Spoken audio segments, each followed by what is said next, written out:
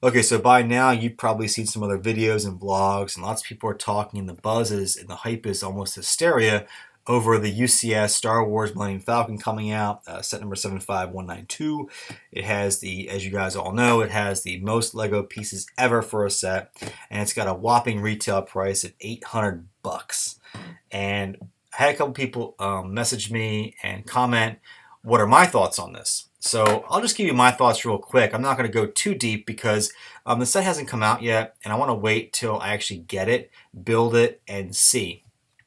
But looking at the box, that is not a box, that's more of a crate. That's just how big this thing is.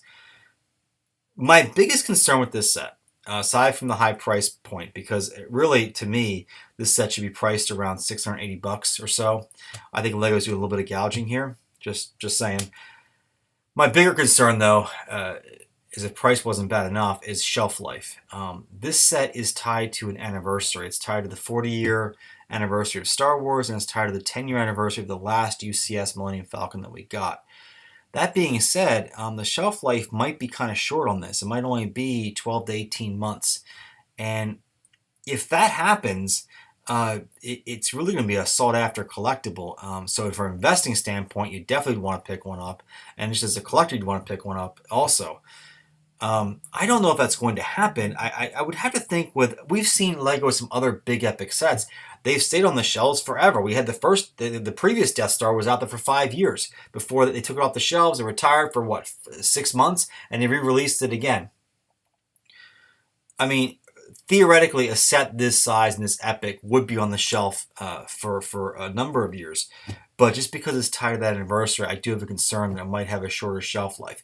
Now, something I do like about the set is that this UCS Falcon, the cockpit actually can accommodate all the minifigures that are designed to be in the cockpit that we saw during the movie. That's good. I like that. I really do. Will I get it? Well, you have to understand my personal Lego budget that I buy just for me to build, for my personal collection. I typically don't spend more than $100 a month. So if that's true, that averages out to about $1,200 a year, about $1,000 a year. This set at 800 bucks is 80% of my annual Lego budget. Now, I certainly could afford to pay more to get this set. That's not the question. I just don't. I have other things I like to spend my money on besides just Lego. So that's something I got to wrestle with. I mean, do I really want to spend 80% of my budget on one set?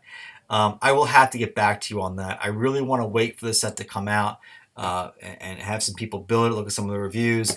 They'll have it probably in the Lego store. I'll go down and check it out, and eventually I'll pick one up. And when I do, then I'll have a more definitive opinion. I do like the minifigures. Han Solo and Princess Leia are absolutely phenomenal. Looking forward to getting those eventually. The last kind of parting thoughts on this set are, I do think the price point is extremely high on this set. I do think Lego is gouging a bit. This really should have been around 680, even possibly as low as 650 with the price per piece and what you're getting. But again, Lego's going to defend that. They're going to say, look, man, we had to design it. We had to do all the things we do with it. And they know, Lego isn't stupid. They know that this thing is going to do well in the secondary market when it does retire. So they're kind of getting some of that money, I guess, kind of front-loaded by raising the retail price. So we'll look at this set as an investment later. Let's wait about 6 months. Let them get out there on the shelves. See let's watch the parts on it, the values of them, and go through all that later. I guess my initial impression is aesthetically, it's phenomenal looking and really epic, and I love that.